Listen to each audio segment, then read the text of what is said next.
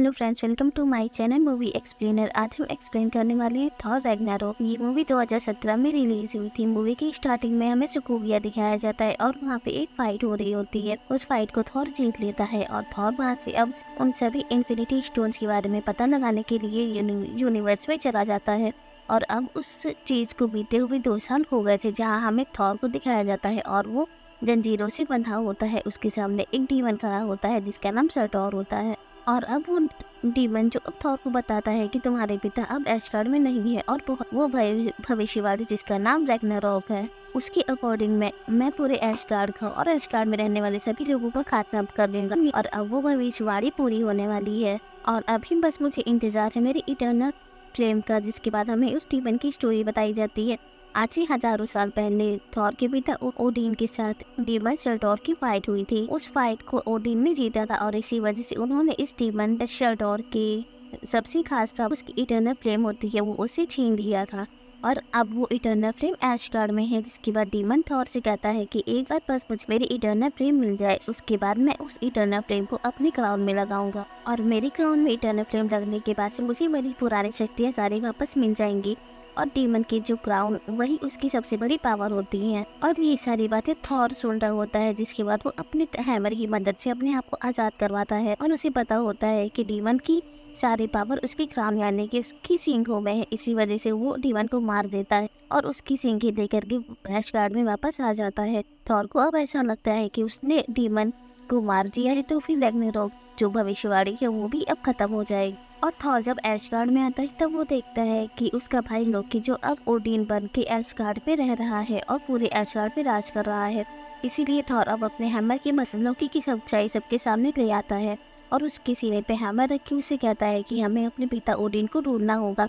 यहाँ पे लोकी भी अब थॉर की मदद करने के लिए रेडी हो जाता है और अब ये दोनों के दोनों मिडगार्ड यानी कि अर्थ पर आ जाते हैं। और यहाँ पे अब ये दोनों डॉक्टर स्ट्रेंज से मिलते हैं और डॉक्टर स्ट्रेंज जो अपनी पावर से इन दोनों यॉर्क से नॉर्वे भेज देते हैं, जहाँ पे ओडिन होते हैं। थॉर और लोकी जो अब अपने पिता ओडिन के पास आते हैं और ओडिन अब थॉर को बताते हैं कि मैं बहुत जल्द मरने वाला हूँ। जिसके बाद थॉर अपने पिता से कहता है कि मैंने उस फायर फ्लेम को मार दिया है। ये बात सुनकर के ओडिन थॉर से कहते हैं कि इससे कुछ नहीं होगा, रैग्नारोक भविष्यवाणी सच होगी और बहुत ही जल्द एशगार्डियंस का अंत होगा। और जैसे ही मेरी मौत होगी तभी मेरी पहली संतान हेला जिसको मैंने सालों से कैद रखा है वो भी आजाद हो जाएगी। और हेला जो पहले एशगार्डियन की सेना की लीडर हुआ करती थी, मैंने और हेला हम दोनों ने मिलकर के पूरी 9 रियासतें यानी कि पूरे 9 प्लैनेट को मिल करके जीता था। और इसी वजह से हेला जो अब काफी ज्यादा ताकतवर और इम्पोर्टेंट बन गई थी और ये चीज दूसरी दुनिया वालों के लिए काफी खतरनाक था। इसीलिए मुझे हेला को कैद करना पड़ा और मैंने हेला का नाम अपने हिस्ट्री से मिटा दिया था।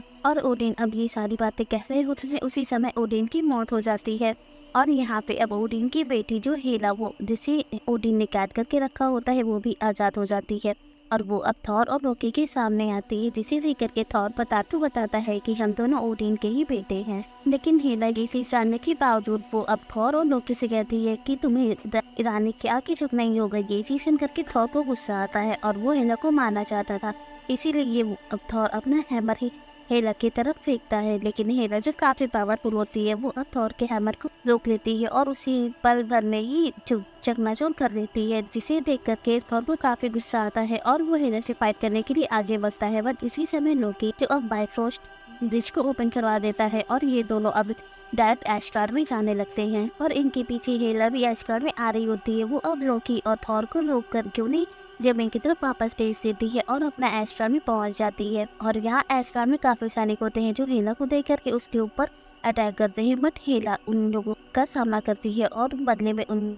सभी सैनिकों को खत्म कर देती है। यहाँ पे हमें और यहाँ पे बाइफ्रोस्ट का रक्षक जो हाइमडाल होता है, लेकिन लोकी जब ओडिन बना हुआ था तब उसने बाइफ्रोस्ट ब्रिज का रक्षक अपने ही खास वफादार स्कर्श को बना दिया था और स्कर्श ही अब बाइफ्रोस्ट ब्रिज के दरवाजे को तलवार की मदद से ओपन और क्लोज करता था। स्कर्श जो अब हेला से मिल जाता है। इस वक्त हेला अब एशगार्डियन के पास जाती है और वहाँ पे एक अपनी सभा बुलाती है, जहाँ पे वो ऐलान करती है कि अब एशगार्ड भी कोई नया है यानी कि हेला है। और जो लोग हेला का कहना नहीं मानते हैं, हेला उन्हें पलक झपकते ही जान से मार देती है। जिसके बाद हेला और स्कर्श दोनों अब एक रूम में जाते हैं जहाँ पे काफी खतरनाक हथियार रखे हुए थे पर वहाँ पे वो टेस्टेड और टेस्टेड वो भी एक इन्फिनिटी स्टोन था जिस और हेला तो टेस्टेड को देख करके उसे इसमें कोई इंटरेस्ट नहीं आता है और वो यहाँ से आगे बढ़ती है। अब हेला इटर्नल फ्लेम के पास जाती है और उस ड्रिल को अपने हाथ में लेकर सब जमीन को तोड़ती है और जमीन को तोड़ने के बाद वो सीधे जमीन के अंदर जाती है उस फ्लेम के साथ। यहाँ पे अब वो लोग होते हैं जो हेला का साथ दिया करते थे उसकी लड़ाई में, लेकिन ओडिन ने जब हेला को कैद किया था तो उनके साथ उसकी पूरी आर्मी को भी दफना दिया था। यहाँ पे हेला अब इटर्नल फ्लेम को लाई होती है और उस फ्लेम को पूरी जमीन पे फैला देती है, जिससे कि अब हेला की जितनी भी आर्मी होती है वो तो वापस से जिंदा हो जाती है। और साथ ही यहाँ पे हेला का एक वफादार जाइंट वुल्फ जिसका नाम फ्रांसिस है और हेला अब उसे भी जिंदा कर देती है। और अब हेला उस मकसद को पूरा करने के लिए जाती है जिस मकसद को उसने जब ओडिन के साथ मिलकर के पूरी 9 रियासतों को जीता था तब वो पूरा करना चाहती थी। हेला अपने साम्राज्य और भी ज्यादा बढ़ाना चाहती थी, इसीलिए वो इस कर्ज के साथ मिलकर के बायफ्रोस्ट ब्रिज के दरवाजे के पास जाती है। लेकिन यहाँ पे इस कर्ज देखता है कि जिस तलवार से बायफ्रोस्ट ब्रिज का दरवाजा ओपन होता है वो तलवार वहाँ पे नहीं होती है और हमें पता चलता है कि अब वो तलवार हाइमडल अपने साथ लेकर के चला गया है।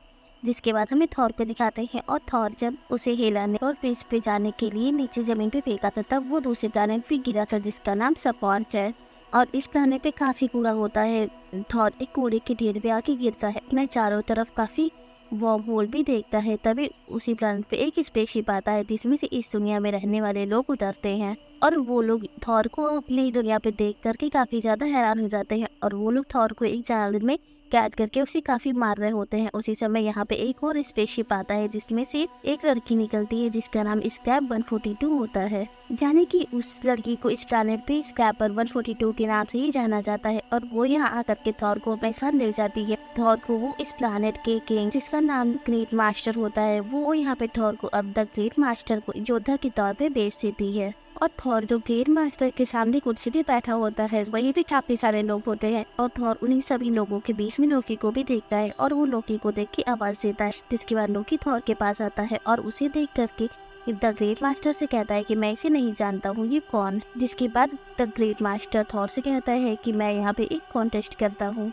मैं यहाँ पे कॉन्टेस्ट ऑफ चैंपियनशिप करता हूँ और मैं चाहता हूँ कि तुम मेरी तरफ से लड़ो। और ये एक तरीके से टूर्नामेंट, ये काफी बड़े बड़े योद्धा आते हैं और अगर तुमने उन योद्धाओं से फाइट करके जीत ली तो फिर मैं तुम्हें यहाँ से आजाद कर दूंगा। जिसके बाद थॉर को एक रूम में जाकर के बंद कर दिया जाता है और अब थॉर को अगले दिन बाहर निकाला जाता है और उसे वहां लेकर के जाते हैं जहाँ पे ये फाइट होने वाली थी। और यहाँ पे दूसरा योद्धा आता है और उस योद्धा को देख करके थॉर काफी खुश हो जाता है क्योंकि वो योद्धा और कोई नहीं जबकि हल्क होता है। और थॉर अब हल्क को बुलाता है लेकिन हल्क यहाँ पे उसे कुछ भी याद नहीं होता है, वो थॉर को नहीं पहचानता है, इसीलिए हल्क अब थॉर को काफी मारता है और थॉर वहीं बेहोश होकर के गिर जाता है।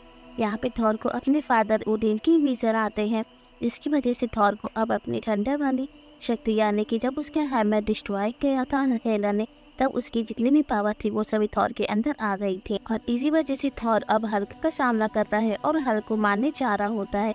पर उसी समय यहाँ पे ग्रेट मास्टर जो एक रिमोट के बटन को प्रेस करता है और थॉर के घर इलेक्ट्रिक शॉक लगता है जिससे कि थॉर वहीं पे बेहोश हो जाता है और इसी इलेक्ट्रिक गैजेट की वजह से थॉर ग्रेट मास्टर की सारी बातें मान रहा होता है। अब थॉर एक रूम में होता है और उसी रूम में हल्क भी होता है।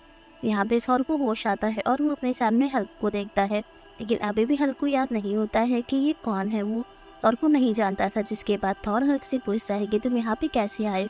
तब हल्क थॉर को क्विंजेट प्लेन को दिखाता है और जब एवेंजर्स एज ऑफ अल्ट्रॉन में जब हल्क ने अल्ट्रॉन को नीचे फेंका था तब अल्ट्रॉन तो नीचे चला गया था लेकिन हल्क उसी प्लेन में रह गया था। यहाँ पे नताशा भी यहाँ हल्क को बाहर आने के लिए कहती है लेकिन हल्क यहाँ पे ना तो ब्रूस बैनर बनता है और ना ही हल्क बन करके इस प्लेन में कॉपरेट करता है और इसी वजह से वो सीधे साकार प्लैनेट पे पहुँच गया था और पिछले 2 सालों से हल्क यहीं पर है।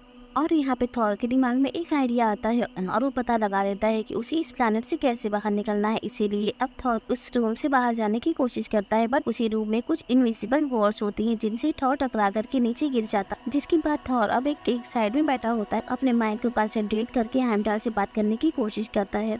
इसमें हेimdall अब थॉर को बताता है कि हेला ने अब एस्गार्ड पे अपना पूरा कब्जा कर लिया है, इसी वजह से मैंने एस्गार्डियन को बचा करके एक दूसरे सेफ जगह पे ले आया हूँ और मेरे पास बायफ्रॉस्ट की तलवार भी है जिससे कि बायफ्रॉस्ट ओपन किया जाता है।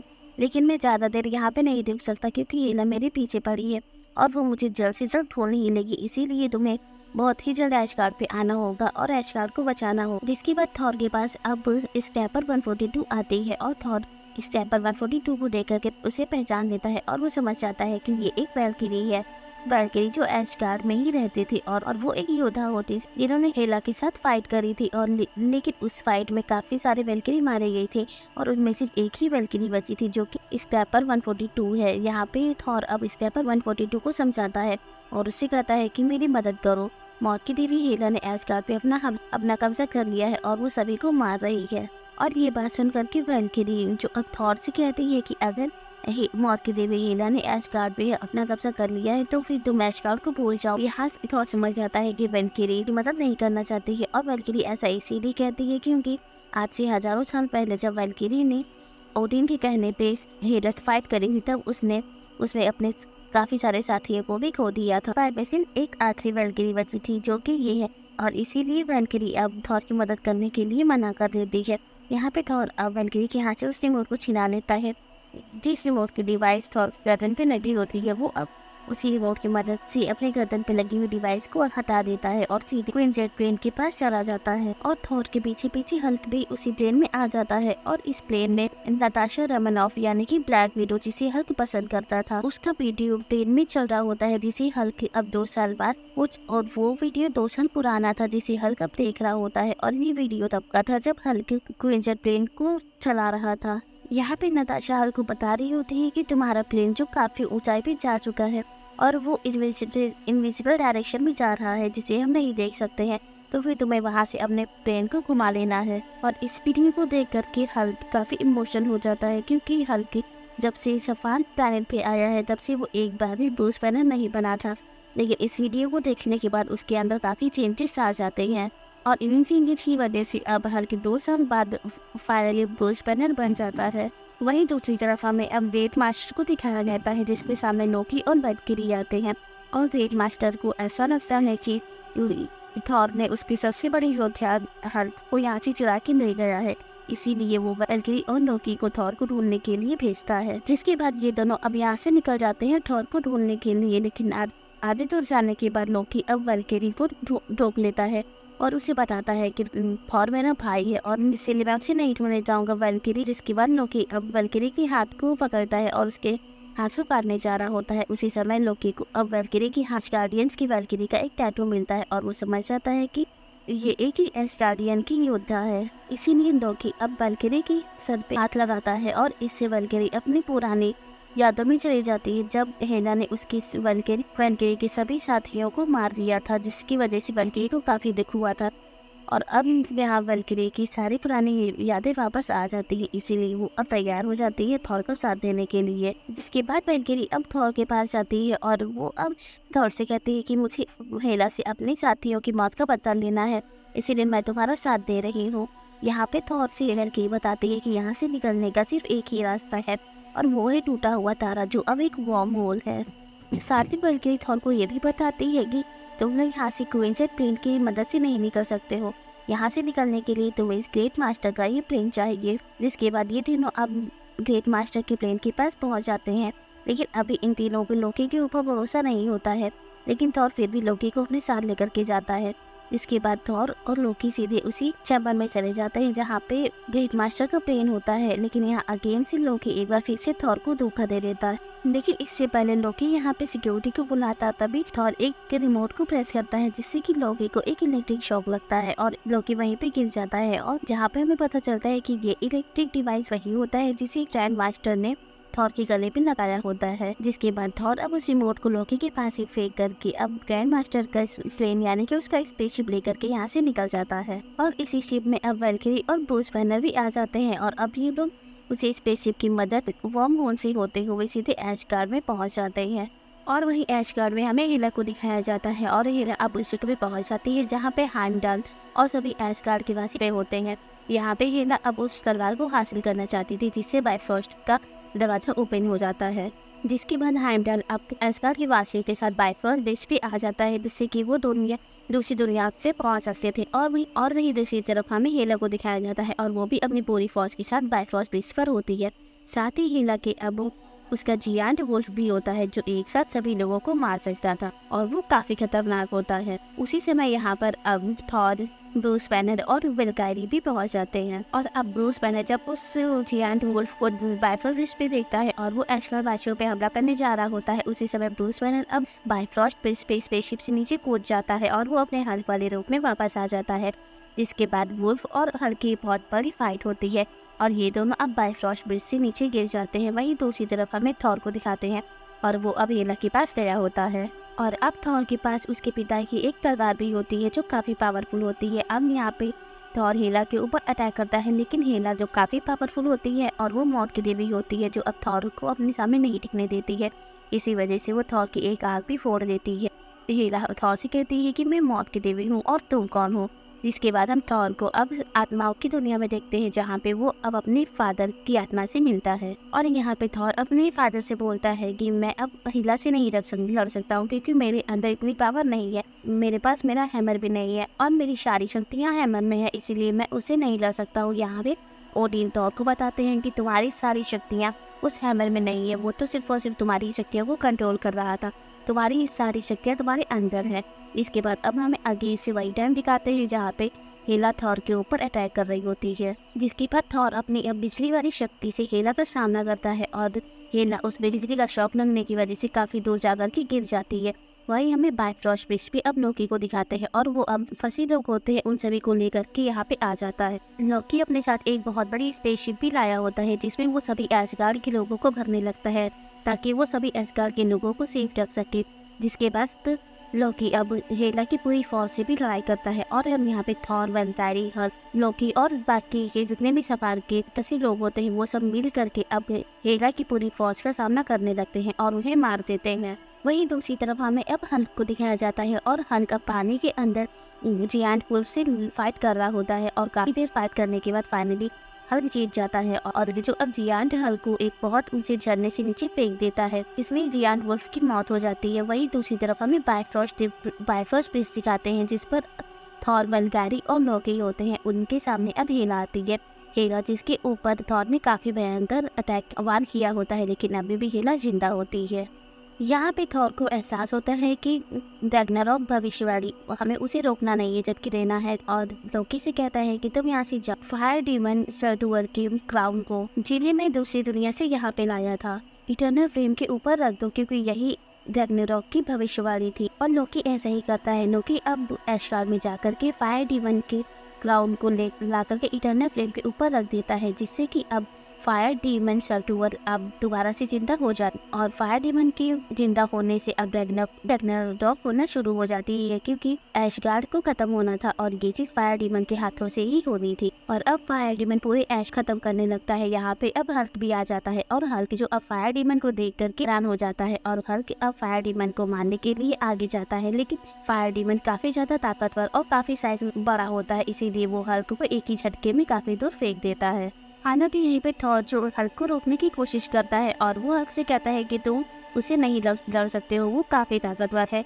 जिसके बाद हल्क अब इन दोनों थॉर, लोकी और वेल्टायरी को उठा करके सीधे उसी स्पेसशिप में चला जाता है जिसमें सभी एस्गार्ड के वासी थे।